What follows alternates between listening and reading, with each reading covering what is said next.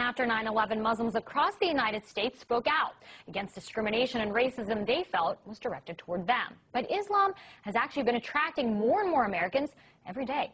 RT's Priya Sridhar went to a mosque just outside of Washington, D.C. and found out why so many Americans have converted to their religion. Listen. It's the call to prayer, and it's answered by more than 1 billion Muslims all over the world, including Caitlin Billings, a 22-year-old American who was raised Christian. I converted last year, the 1st of Ramadan. My mother, she was afraid that I was going to marry someone who would beat me. She was crying a lot. She thought that I was betraying her by changing my religion to something that she didn't know about. Backtrack almost a decade ago to 9/11. Today, our fellow citizens, our way of life, our very freedom came under attack in a series of deliberate and deadly terrorist acts. President Bush waged a war on terror, targeting extremist Muslims who were labeled as terrorists. Many Americans, like Caitlin Billings, remember that time in the United States very well. I was 14 when September 11th happened, so I didn't really know what was going on, if that really was Islam.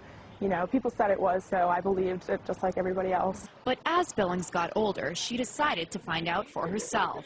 And her investigation led her to the Mustafa Center, a mosque just outside of Washington, D.C. that has become a haven for many Americans like Billings who have found Allah. A new poll found that almost 40% of Americans believe that Muslims should carry identification cards. Despite that, 20,000 Americans every year decide to convert to Islam.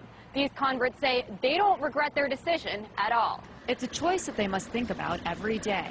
Around the world since 9/11, Muslims have battled bans of their religious clothing, profiling in airports, and discrimination in their everyday lives. People that I knew since I was very small think that I've changed personalities because of this.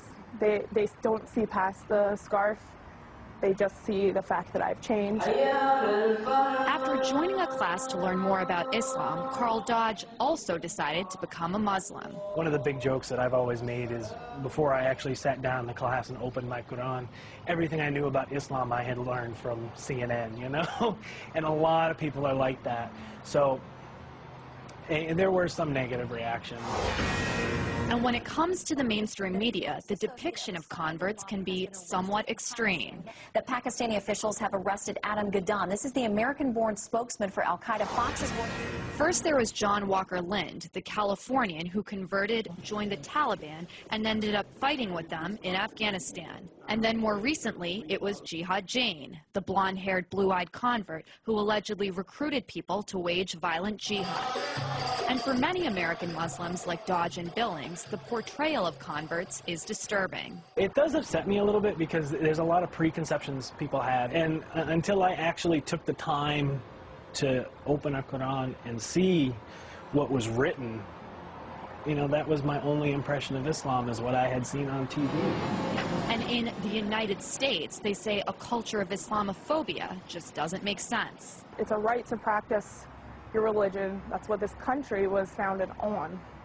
Not only, you know, is it supposed to be that way here, this country was founded on those principles. That's, you know, people that started this country were fleeing religious persecution. I just had somebody ask me the other day, oh, so are you against America now? And it's like, okay, I'm a U.S. veteran as well. I served in the U.S. Navy.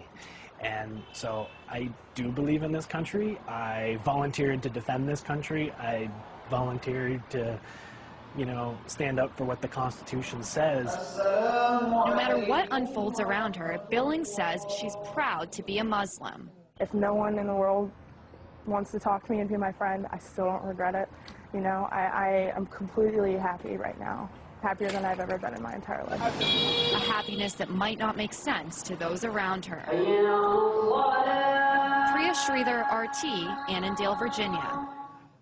And Priya joins me now for more. So Priya, how did the converts in your story, how did they feel about this whole, mosque controversy, the burning of the Quran? Because we talked about how Muslims all over the world feel about it, but what about those here in the United States, especially those who actually converted? I mean, they're angry about it just like most of the Muslims in the United States. For them, converting to this religion, they had to change their lifestyles a lot. They pray 5 times a day, as you saw in my story. They wear headscarves. So for them, because of all these transitions, they have grown into a community where most of their friends and their family members, a lot of them have married Muslims as well.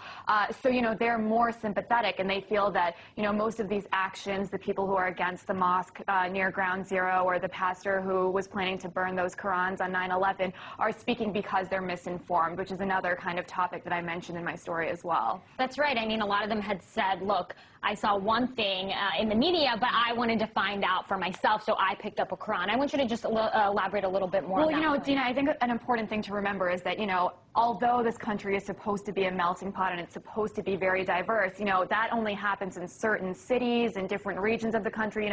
There are places in America where people literally have never met a Muslim person before, so their only kind of perceptions are shaped by the media and what they see on TV. It's just like the way people on the other side of the world have certain impressions of America because of what they see on TV. So for them, all they saw was these wars in the Middle East, these very extremist Muslim terrorist groups, and then, what the American media said about converts wasn't helpful as well. You saw Jihad Jane, you saw Adam Gadon. So their point is that there are very ordinary people who convert to Islam simply because they found this religion that they believe can give them hope and, what everyone finds in whatever religion they have. And so they wish that there was more coverage of that kind of conversion as well. Definitely an interesting story. RT's Priya Sri there.